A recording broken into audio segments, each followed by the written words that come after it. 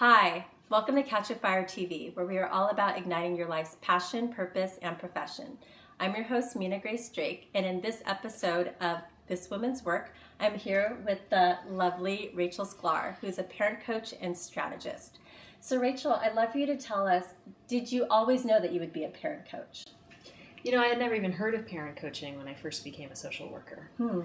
And so my first part of my social work career was working with children and families through Child Protective Services, Children and Family Services at the county level.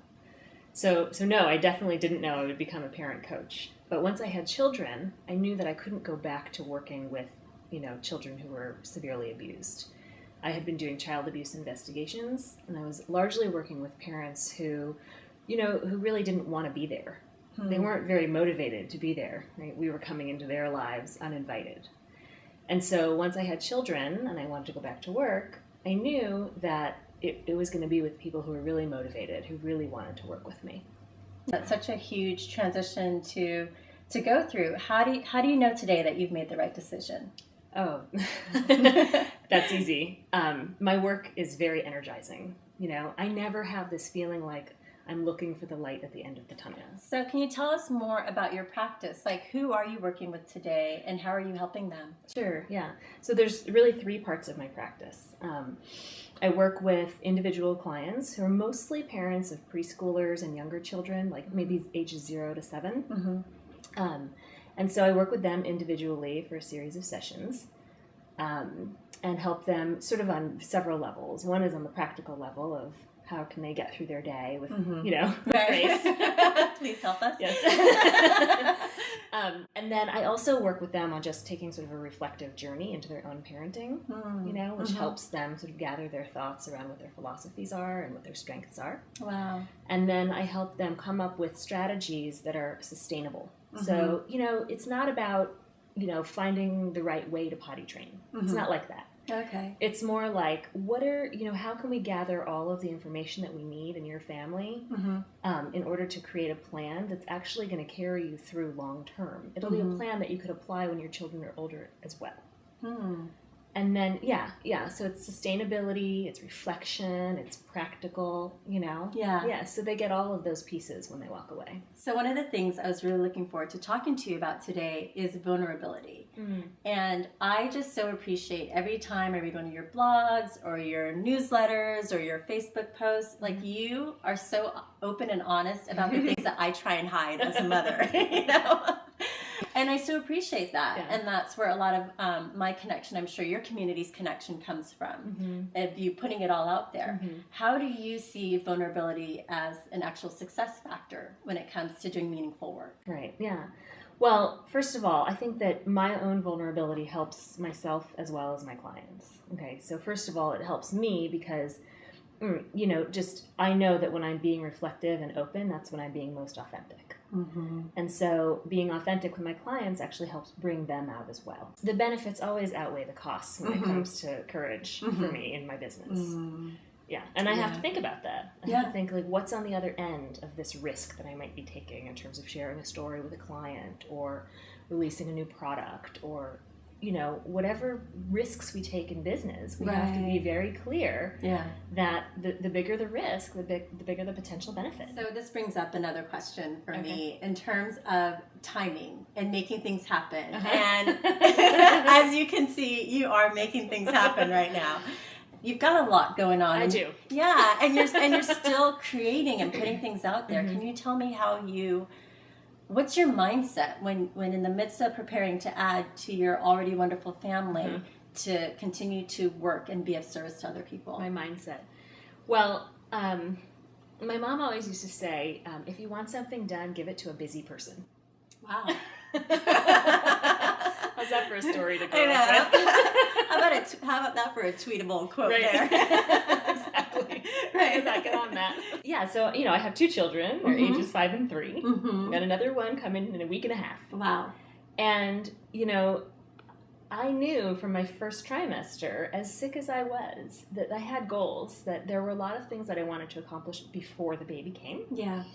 And part of that was just being really strategic. And so knowing that some of my goals were financial And some of my goals were also sort of making a difference in the world and the number of people that I could impact. Yeah. And then a lot of my goals were about how could I design my life, and this is something I teach my clients to do, is to design an ecosystem in my family where all the different parts are relating. You know, both the living organisms and the non-living organisms are relating in a way that runs systematically and smoothly. Okay. And part of that for me was setting up my business in a way that it can run itself, where I'm automating a lot of things. You know, my husband has become very engaged in my business recently. That's awesome. You know, I've recently hired a virtual assistant, nice. Which is something that was kind of a hump to get over, but I did it, you know. And just engaging my community in a way that really supports me and getting the word out. This brings up a theory that I have, that if you are an entrepreneur, if you are creating meaningful work, that you actually are a creator. You are an artist in some way. Yeah. That's really nice. And I think you fit my theory so well. Thank you. Which is part of why we are talking to her. But you are in the midst again of this creation. You are constantly creating. And can you tell us more about the projects that you've been creating lately? Sure. Yeah.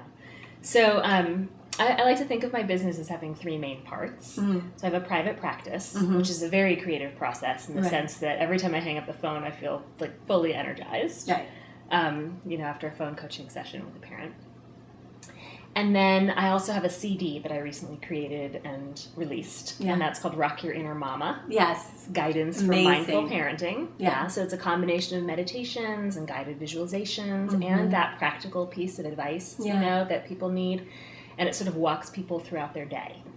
I've also created a program called, it's called From Chaos to Tranquility in the Preschool Years.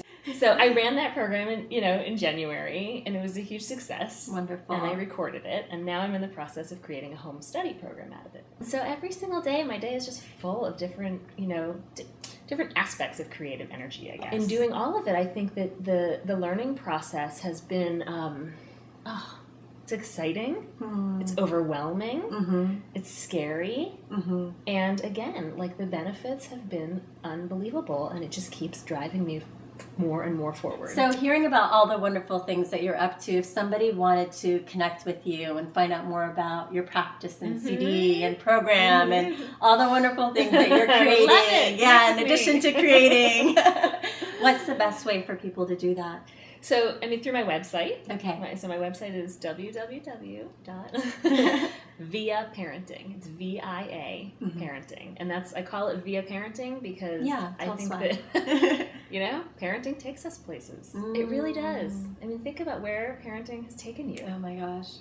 It's via parenting that we have come to where we are in so many ways, Yeah. Also, what's available there is I have this really, really amazing PDF that's called Rock Your Inner Mama Mantras. I have that too. Yeah. Yes. And people like to put them on their refrigerator or on their bathroom mirror. And it's just like kind of my husband designed it. It's kind of fun design. And it has the 10 principles that I that I really base a lot of my coaching on. Rachel, you just shared so many inspiring and practical, tools with us and insights. And again, I can't commend you enough for all that you're doing, and you really are amazing in the work that you're doing. So I'm so glad that you're putting it out there in the world for, all the change that it can create in happy families. Yeah, thank you. Yeah, thank you. Again. Yeah, sure. All right, we will see you next time. Bye.